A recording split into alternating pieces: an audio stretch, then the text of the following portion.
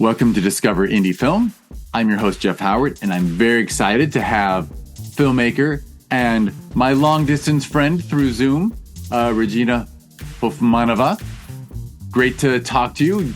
Regina is in Prague, and she has a cold, so if I ramble, it's because, she needs a little break with a tissue, but great to have you here.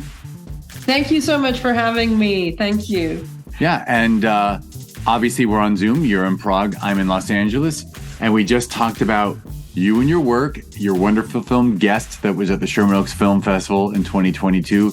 I won the Grand Jury Award for Best Short Film Dance and the Audience Award for the same thing, Best Short Film Dance. So it was wonderful to see audiences respond to it on the big screen. And this podcast, people should listen to the podcast before this one if they want to learn all about you and Guest and your previous film Steadfast. And just actually this podcast, you are going to answer the Discover Indie Film 4 questions, which are, you get to name 3 films that you love, or otherwise called 3 favorite films, a film that you consider underrated, a film you consider overrated, and then finally the 4th one is a lesser known film that people should seek out. And I'm just going to be quiet and let you name a couple of your favorite films. Okay, so I have to give a bit of an intro because it was so difficult to pick. I have so many favorite films that I can only pick 3. So I decided to go for the films that I always like to watch. If they come on television, I always like to watch them. Of course, there's more than these 3. And I've decided to go for genres from all over the place to mix it up. So my first selection is like a sort of 2-in-1. You have to allow me this. And you'll understand why. Because I'm also a choreographer, and my first 2-in-1 is Cabaret and All That Jazz by Bob Fosse, which, they're just I think people do not appreciate and understand how well he incorporates dance into those films, and you would not call them musicals. That's exactly what I'm after. The dance, the movement is part of the narrative in both film in a very different way, and I think there's no one else that can do it as well as Bob Fosse, and these films just leave a very big impact. I completely agree. I have to say Cabaret is one of my favorite all-time live perform. I've seen it live twice, and I always find it just devastatingly amazing. Yeah. But I think I've seen it live, but I think the film is always better. I think just interesting, yeah. Well, Fosse loved film, right? He was so talented. Talk about a mountain of creativity. And he has these scenes in there, if you remember, in the film where Liza Minnelli, Michael York, and their sort of love interest are arguing in this Bierstube in the park, and you can sort of feel the rise of Nazism when the sort of young Nazis start standing up and singing this fairly nice tune, and everyone joins in, and then they're having this argument, and there's this contradiction between these opposites. It's I think it's genius on many levels, and All That Jazz as well. And I think All That Jazz has a particularly good edit as well. The first couple of minutes of that film are just like a masterclass in editing, because they tell you everything you need to know about the main character without dialogue. It just tells you everything about him. And of course the dance is just a part of the whole story, his life story, and everything. So those are my first 2-in-1s, Excellent. Bob Fosse. Now, on my second film, I'm just going to go in a completely opposite direction, because it's a film that I've watched ever since I was a kid. And every time it's on television, sometimes it's on Czech television, it gets dubbed. I hate the dubbing. The dubbing is awful. I mean, and it's The Magnificent Seven. I simply love that film. I love the score. The score is wonderful. Every time I hear that music, I'm thinking, yay. And in addition to that, I think it's like, it's sort of well-written, entertaining film. But in addition to that, it has one thing that I miss nowadays a lot is that all the 7 actors are like characters in their own right. You don't I never have trouble remembering who's who because like every actor is so unique. And to be honest, nowadays, I sometimes think that a lot of the actors look alike. So that's one of the and you I mean I'm with you on that, and they're all so unique, but also it's very often my least favorite screenwriting, and I won't name names, is when almost everyone has the same voice. Yeah. And that's just like I've never walked into the room where everyone had the same voice. So why does everyone in this film sound like they came from the same mind, I understand that's the screenwriter putting themselves into each character, but try a little harder, I say. Yeah. I know what you mean. All right. By the way, I love the way you chose to answer these questions, because that's why it's not the best 3 films of all time. It's 3. No. So what's so you got one more favorite coming? And one of my favorite is completely different as well. And that is Stalker by Andrei Tarkovsky. I haven't seen it, so I guess I need to. Okay, that's an art house. Have you ever seen anything by Andrei Tarkovsky? Because that is like, he is this Russian filmmaker who's worked from like late 60s to the end of the 80s. I think he died at the beginning of the 90s. And he started working in Russia, and then he moved to the West because his stuff was just not very... Well, I think I saw Solaris. Solaris, yeah. Yes. Yeah. Solaris.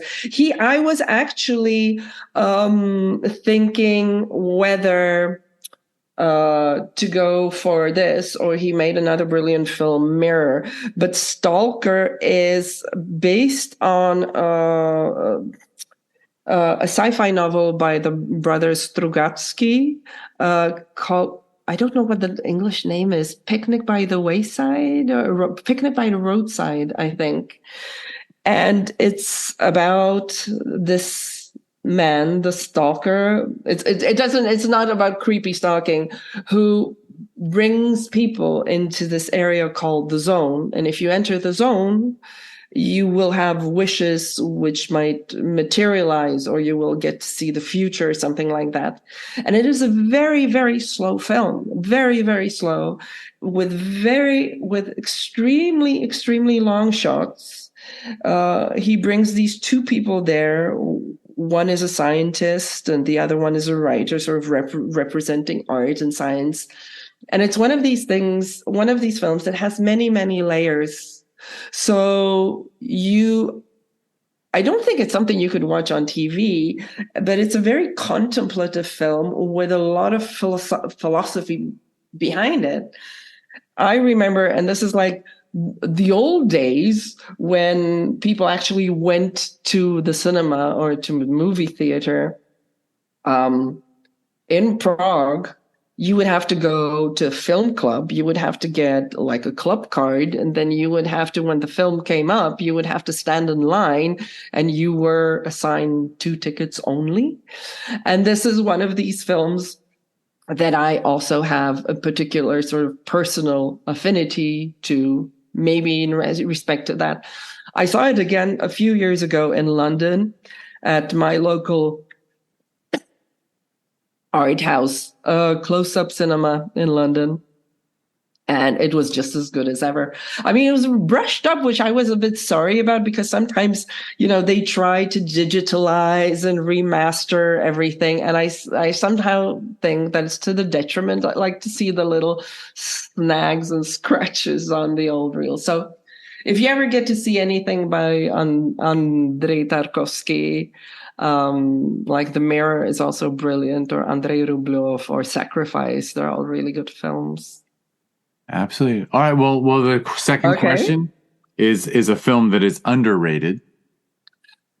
Underrated. Okay. Underrated. I went with this film, which could be sort of contentious because it's actually a film that has received some critical acclaim at festivals. But it simply hasn't really been screened very much. I've never really seen it on Netflix, on TV, or in many cinemas. And it's a film by Yorgos Lanthimos, The Killing of the Sacred Deer. Yeah, that made quite an impact when it came out. Because most people will remember Lobster. I loved Lobster. I wasn't that hyped up about The Favorite. I don't think it was actually his best film. But with The Killing of the Sacred Deer, I was wondering why it never got so much exposure in movie theaters. And I think it's because of the subject matter. It was billed or labeled as a horror, but I don't really think it is a horror. I think it's more of a psychological drama. And what I love about it, I love that he first the way he approaches film is and his actors is like completely unique. But the subject matter, I think it's very difficult for people to fathom. People within a family that's supposed to be like sacred have to be offered in exchange for the life or health of other family members. I think it's just a very difficult topic that distributors realized wouldn't become very popular, so they just decided that they wouldn't push the film very much. I mean, I have to confess that I haven't seen it, even though I want to. I have to take the time to see that one because I've liked nearly everything he's done, and I haven't seen that. I have to see that and Dogtooth, and I got to make the time. Yeah, you'll have difficulty finding it. I can tell you that because it's just not around very much. Really interesting. Okay. Yeah. Well. So this gets us to a fun, the fun. I'm looking forward to the next question because the next question is a film that you consider overrated. Okay, so we decided that like overrated means that like films that just get like way too much publicity, or maybe just like have a PR that just rides, like there's too much PR, too much. Yeah, like even a very good film, but then it becomes like the film of the moment, and you're like, okay, that's a good film, but why is it getting so much attention when better films don't? And I'm just going to go for something that's going to be really contentious, and I might be shunned for this, but I actually made a list because there are more films that I thought like, oh, they don't really deserve the attention. But it's Everything Everywhere All at Once for me. You know what? I just want you to know that you are not the only person to name that as they're overrated. Oh, really? Yeah, you have company. You have company. There are. I loved it, but I also understand where people are coming from, where they feel, okay, that film is so fun. And it does have a deep message, actually, when you get to it. But is it? Yeah, I totally understand that with the amount of hoopla that it received, maybe that wasn't commensurate with its quality. But I do admit I found it to be super fun. I don't know. For me, it just like started off and then it went like uphill and then it sort of plateaued for 2 hours. You're like, you're overwhelmed by this, and there's more of this, and then you're constantly thinking, okay, where's this going? And I was expecting this huge catharsis at the end, or something like, okay, I've sat through 2.5 hours of this, give me something. Nothing. And it's like, I don't know, I don't think that the ending was, I think like a normal film has more of peaks and troughs, up and down. And this one was just like up and then down. Okay. And I thought, okay, is this it? Is this what's supposed to be? So I don't know. That's just me. Well, I know people, like I said, that loved it and hate it as well. Yeah. And I believe it won Best Picture, so I think calling it overrated is absolutely fair for you. And I wish, I miss the days when we could see a film more than once and craft it, right? Because back when you would rent a VHS, you could watch it twice before you returned it to the video store. And now, there's so much content in quotes that who has time to watch the same film again? But anyway. Especially so one last question is a lesser known film that people should seek out? Okay. I am going to go my native Czech lands for that. A Czech film. Okay. Which many people are not familiar with. I mean, like, new Czech cinema is nothing to write home about. But this is a film from the 60s, and it's about a Czech filmmaker whose name is František Vláčil. The surname is Vláčil, Vlacil. The C is with a hook, but never mind. And he is, for me, one of, or if not the best Czech filmmaker ever. There are filmmakers that have been recognized by, Academy Awards, like Miloš Forman, Jiří Mencel. And he made this film called The Valley of the Bees. He made another film called Markéta Lazarova, which is ranked as one of the top 100 movies of the 60s. And it's a historical film. And apparently, and this is a bit of a quirky sort of piece of interesting information, it is a historical film from medieval times, and the costumes were left over, and they were very expensive, and they thought, why not make another film? And I actually think that this other film, The Valley of the Bees, is much better than the original film, and is about this boy who gets sent to the Teutonic Order, and for several reasons. And it's a film that the script is absolutely brilliant, that the catharsis, the end, the philosophical levels of it. It's not very long. It's black and white, brilliant camera. The shots are composed like works of art, and the actors are brilliant. And like I say, the writing, the dialogue is, it's incredible. Unfortunately, this film, I have it on DVD. It does have English subtitles, and I do believe, I'm 100% sure that a copy somewhere exists with English subtitles. I saw it. I took a friend of mine to see it in London at Close Up Cinema, and they had a copy with English subtitles. So it must be somewhere. So if anyone finds this film, please, please, please go and see it. You will not be sorry. It is something that I think every time I see it, I find a different layer in it. I've seen it several times, and I always think, how did I miss that? How did I miss that before? There's always something new to discover, and those are the films that I enjoy the most. Wonderful. Well, I'm dying to see it. I'll try to find it. I'll try. And I'm very anti-piracy, but if I can't find it anywhere to pay for it, maybe I'll look at BitTorrent, but I don't know. Jeff, it's actually I found it on YouTube actually, but without the subtitles, without the English subtitles, and you can't really watch it without them. It's in Czech. And the Interesting. dialogue is important.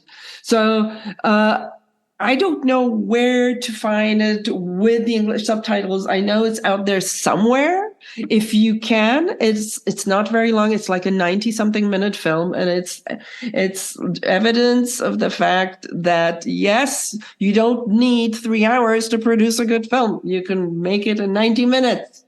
So there you go. Absolutely. Absolutely.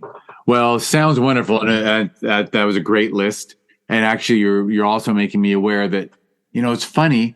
I have a little collection. I don't steal movies, but I'll time shift. So we would get from our local library DVDs, and then I would put the DVD on my computer, right? I would rip it to my computer so I could watch it another time. That's more convenient. And so I actually have a little Fosse collection. Oh, you do? I have. That I haven't gone all the way through, but it's actually my wife is a huge Fosse fan, so I grabbed all these Fosse films, and I haven't watched them because that's what you do, right? Is when you put something in your library, you put it physically put it on the shelf. Oh, I can watch that another time. I'll watch something else tonight. Mm-hmm. So you've reminded me that I've really got to visit those Fosse films. Did you see All That Jazz? Ages ago, yeah. It's brilliant. You have to see it. I saw it they showed it in the cinema a couple of years back in my local art house. And it's one of those films that, it's worth going to the cinema for, worth seeing it on a big screen. Actually, most films are worth seeing on the big screen. I don't know why we watch everything on these tiny screens. It makes me sad. Well, obviously, yeah.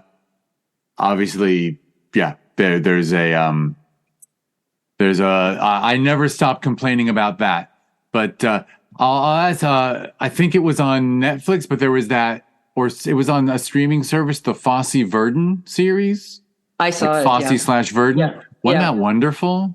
That was good. Yeah. I really enjoyed that view into, into Bob Fosse's character and Gwen Verdon too. He's not an easy guy, but creative genius. It is, right? That's a subject that we would need another hour to go into is the artist as asshole, or the asshole as artist. And they created wonderful art while treating everyone around them horribly. Yep. And I'm so glad that behavior is not accepted anymore. I don't think you can't tell me to not spend hours and hours at the Picasso Museum in Madrid. You know what I mean? When I'm at a museum, I'm going to stare at Picasso's, even though I know he might have been just a horrible human being. He was a nice person. Nope. Treated women like garbage. Horrible. I know. And inappropriate. Yeah. Anyway.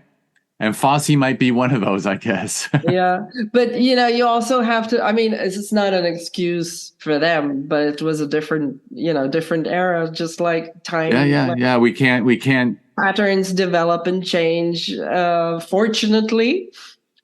Yes. But to be honest, I still think that some people do get away with horrid behavior. Unfortunately, they do. It just takes time. But we're purging it, and there have been the assholes. What's his name? Joss Whedon, that guy who apparently you can't treat everyone horribly all the time and keep your career going now, which I think is fine. It's a fine improvement. Yeah. I agree with you. I agree. I'm not sure that, in the case of Bob Fosse, I'm not sure he was really aware of how horrid he was. Unlike, for example, Picasso, who I think was fully aware of what he was doing. But in the case of Bob Fosse, I think he just wasn't really fully aware of how negative an impact his behavior would have on the people around him. For sure. And Fosse was directing people on stage and on screen where he needed a performance from them. whereas Picasso was painting someone. So I'm not sure the way he honestly, we shun him, right? Picasso's problem is how he treated women in his personal life, not the way he painted them. Yeah. Whereas Fosse, I don't actually remember exactly, but it's I actually have always been a bit of a defender of those directors, regardless of gender, who get a reputation for being difficult. Because if the same crew members and same performers work with these directors over and over, it just means they want everyone to do their best, right? Yeah, exactly. And James Cameron is one. I know not everyone loves James Cameron, but whether he's a mega asshole or not, same cinematographer for 40 years, same actors. Sigourney Weaver keeps doing film after film. So if you do a great job for him, he obviously treats you well. Yeah. Oh, once you get used to someone, this is why most people, including myself, would prefer to work with the same people, again, because they already know how you're thinking. They're already a bit in your mind, so they've tapped into you're on the same wavelength. They've tapped into your thinking, and they don't take things as personally, I guess. And you develop a shorthand, a working relationship. Yeah, exactly. Absolutely. All right. Well, I guess I'll wrap us up. That was a great conversation. Thank you for having me, Jeff. It is always fun to chat with you. Yeah, thank you. Though I guess this is just twice, but they've been memorable chats for me. So. Oh, for me as well. Feeling is mutual. And your website and social media will be clickable links in the show notes for the podcast. And I will give us our outro. And for those who are devoted fans of the podcast, I actually have a doctor's appointment creeping up on me, which is why I'm kind of rushing out of here. So that's my excuse. I normally like to ramble, and I think people appreciate the freedom of I think we enjoy podcasts because we live in societies with smartphones and such that we don't get quality conversation all the time. So I think podcasts You're absolutely right. Are satisfying the human need for conversation. Exactly. Because, that's why when I have people over for dinner, I'm like, wait a minute, 6 to 8 guests, maybe 10 guests. But once you have too many and it's a party, all of a sudden I'm spending all night having shallow conversations for a few minutes with each person. And I really just want to sit down and have a real conversation with a few. With someone. Yeah. All right. Well, anyway, let me do the outro. That was me. That was me going on longer while saying I had to be brief. So, Regina's things will be clickable links, the website and social media. And then this is the Discover Indie Film Podcast. If you want to learn more about this podcast or the TV series that was born from it, that is on Amazon Prime Video, just go to discoverindiefilm.com. On social media, it's always at DIFwins.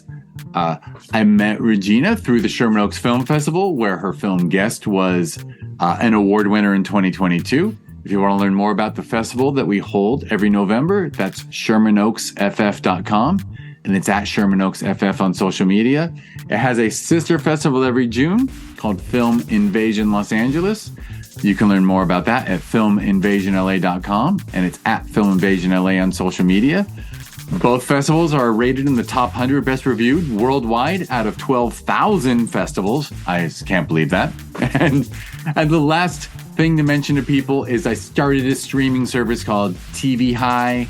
So if you just go to the website, watchtvhi.com, you can learn more. And I believe it's always WatchTVHi, at WatchTVHi, TVHi on social media. And there, I've said what I need to say. And now I can get ready for a doctor's appointment. But Regina, thank you so much. Thank you so much. I hope your doctor's appointment goes well. Thank you so much for taking the time for this podcast. It was great to hear you again and see you. It's great to hear you, and I appreciate you taking the time to do it. And we are less than a week before before Christmas hits and everyone's getting busy. So I'm glad we squeezed this in at the end of the year. You'll be my last podcast of 2023. Oh, okay. Well, I appreciate that. And on a high note. And hopefully not last like forever. No. There will be more next year. Okay. Well, see you. Have a good, great festive season. Happy New Year. And Happy New Year to you. Have a wonderful time. And someday I'll see you in Prague. Okay. That's my goal. In Sherman Oaks. Absolutely. All right. Okay. Bye-bye, Jeff. Bye. Thank you. Thank you too.